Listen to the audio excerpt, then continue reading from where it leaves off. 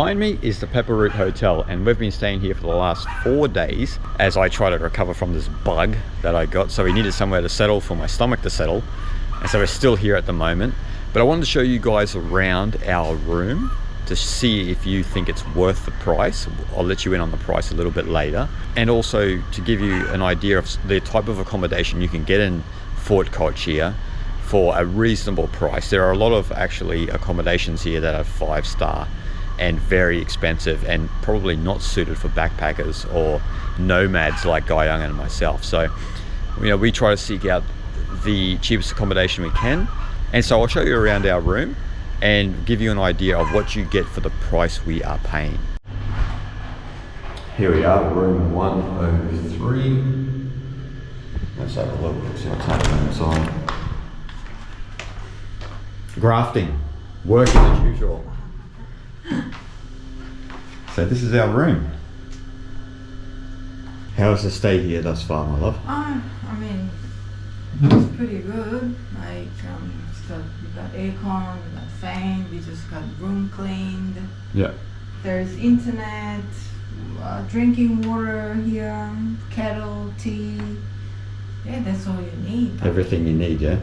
Okay, it's not 5-star, but what do you need more than this, honestly? No.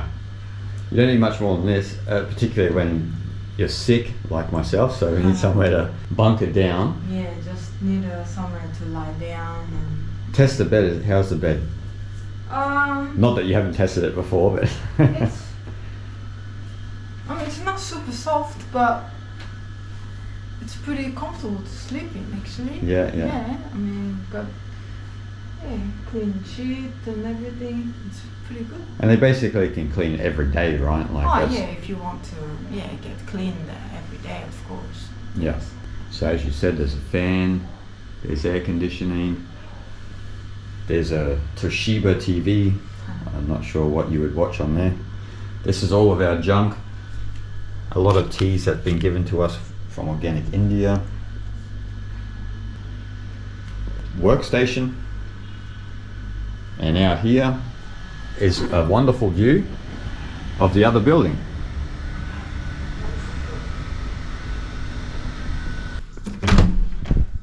So, bathroom is good quality for Indian standards. So, there I am. Toilet, the top of the seat, don't be put off by that, they're just wear and tear. It's a good toilet. Shower is good. Everything you kind of need, but it's not over the top, so it's what you expect for what you pay for. So there's hot water working, the shower head is strong. Yeah. And what I like about this building in particular is pretty away from the main part. It's quiet, extremely quiet. Right now it's midday and things are happening out there, but we don't hear anything. You can't hear anything, can you? And also, we're not even using aircon at the moment. The outside is pretty scorching hot, but it's enough with just the fan on, so which is really good. And we've been sleeping just with the fan as well. Yes, but if you were to stay somewhere a bit away from the quiet area, it can get more noisy, and also it can get hotter because your room would be right on the road. So that's right. Yeah. And so what's your view of Fort Kochi since we've been here and staying here as well? So far it's okay. It's not great, to be honest, but it is what it is. And unfortunately, the restaurant option is not that great. It's good, but compared to Tamil Nadu, we're good. Compare where we were, right? Yeah, of course, yeah. But again, it's good. There's nice cafes, actually, good fresh seafood if anyone likes to have some seafood freshly caught from the ocean right in the front there. It got a lot busier than 20 years ago for sure, and I see a lot more Indian tourists.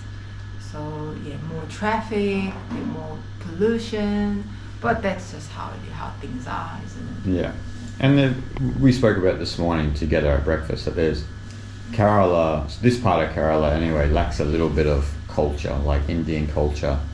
So when you go to Tamil Nadu, for example, it's a rich Indian culture you experience. Yes, that's something what we were a little bit disappointed by this side of India, because we were so embraced in the Indian culture, the Dravidian, the traditional, the oldest culture of India, which is staying very strong anywhere in India. But I don't know, ironically, this part of India, Kerala, in Fort Kochi especially, there are a lot more churches, and you can feel that they got a lot of Western cultural influence on people, even in the young generation.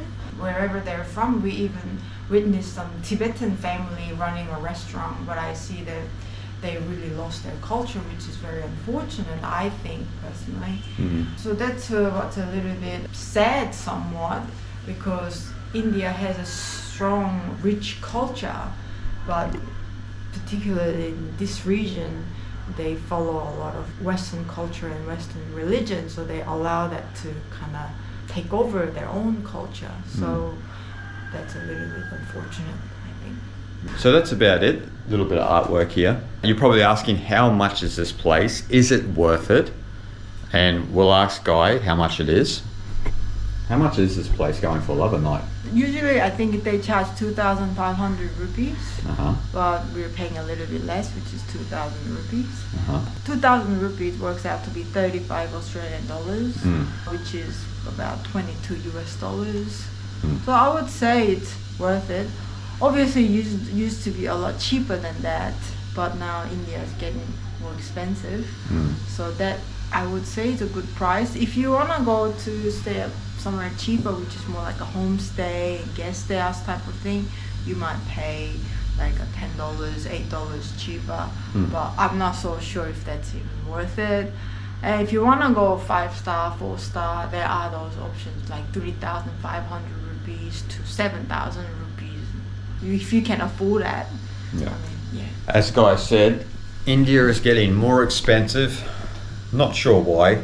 You can get cheaper places to live in Thailand, which is probably unheard of ever in history, because when we were backpackers back in the day, India was the go-to place and Thailand was always more expensive. But it is what it is. So I'm not sure how backpackers get around here these days, or where they stay, because it seems as though everything is at least 1,000 rupee plus. Even in Tamil Nadu, when we were there, there's old guest houses that we used to stay for 500, which are now 1,500 rupees a night. So maybe not ideal if you're a backpacker, but in hindsight, India is still one of the cheapest places in the world to backpack, possibly Nepal, Bangladesh, Pakistan as well. But it is what it is. So that's how much this place is. Is it worth it? I'm not sure, but it's a good place to stay while you're in Fort Kochi. And to elaborate on what Guy said about staying here in Fort Kochi, and look, it's a beautiful place, but I think a lot of people travel India for actually the rich Hindu culture, Buddhist culture, and I think Fort Kochi is more so just kind of a, in some sense, a plain place to travel. It reminds me actually of Airlie Beach near my hometown of Mackay, where there are bars, there is the beach. Not that there's a great beach here, but there is all of that you can access. But I don't know if people traveling actually want to come for those reasons. I mean, a lot of people who go for those reasons go to Thailand, for example, go to Phuket or Pattaya or places like this. So I would say come and check it out. It's probably not a long-term option, but it might suit you, and we've been enjoying our stay, and hopefully I get over this bug, and we'll see you guys at the next destination.